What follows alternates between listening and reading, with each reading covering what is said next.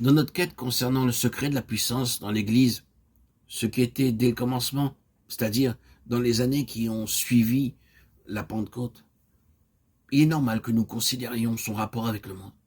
C'est inévitable à cause du grand nombre de fois où il est fait référence au monde dans les écrits du Nouveau Testament. Le Seigneur lui-même a dit certaines choses concernant le monde. Jean, dans son évangile, emploie le mot 77 fois. Dans le chapitre 17 seulement, il est cité 15 fois. Dans ses lettres, il est employé 21 fois. Dans les Corinthiens, ce mot se trouve 22 fois et est fait référence dans presque chacune des autres lettres.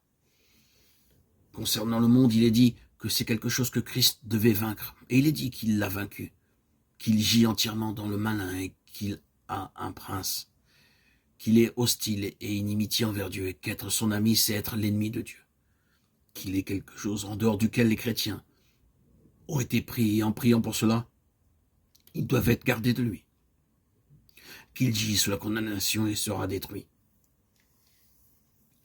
Beaucoup de plus de choses sont dites à son sujet. Mais nous ne proposons pas de faire une analyse du mot « monde » lui-même, mais sur les nuances qui existent entre les différents mots grecs traduits par « monde ». Certains peuvent peut-être citer Jean 3,16 à l'encontre de ce qui a été dit plus haut. Dieu a tant aimé le monde. Mais cette portion de l'Écriture montre la réelle signification de ce que nous allons dire. Il n'y a en réalité aucune contradiction. Afin de comprendre le contraste, nous devons poser une question. Quelle est cette chose qui ne jouit pas de la faveur de Dieu et d'un autre côté, qu'est-ce que Dieu a tellement aimé?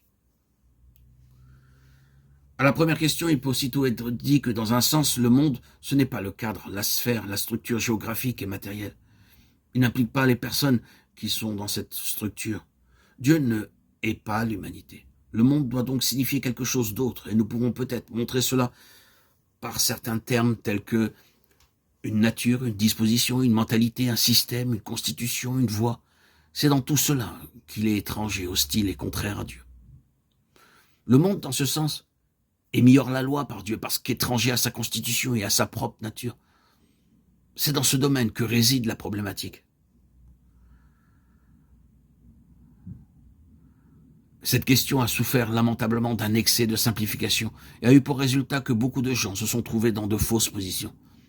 Par exemple, le monde a été considéré comme le lieu où vont les gens, le théâtre, le cinéma, les dancing, boîtes de nuit, ou comme la façon dont ils s'habillent, se comportent et discutent. Il a été dit que devenir un chrétien, c'est abandonner de telles choses et que certaines autres choses doivent prendre leur place. Des brochures ont été écrites sur le fait de savoir si un chrétien peut aller au théâtre, fumer, boire des boissons alcoolisées, se maquiller et ainsi de suite. C'est complètement manquer le but et cela peut devenir aussi légaliste que l'était jadis le judaïsme. En réalité, dans tout cela, c'est la nouvelle naissance qui est perdue de vue.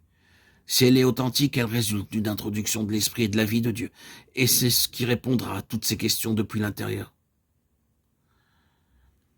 À la lumière de la Bible et sous l'Esprit Saint, par la nouvelle naissance, il n'y aura aucune difficulté à se séparer de ces choses qui ne correspondent pas à la volonté de Dieu, à ce que Dieu attend de nous.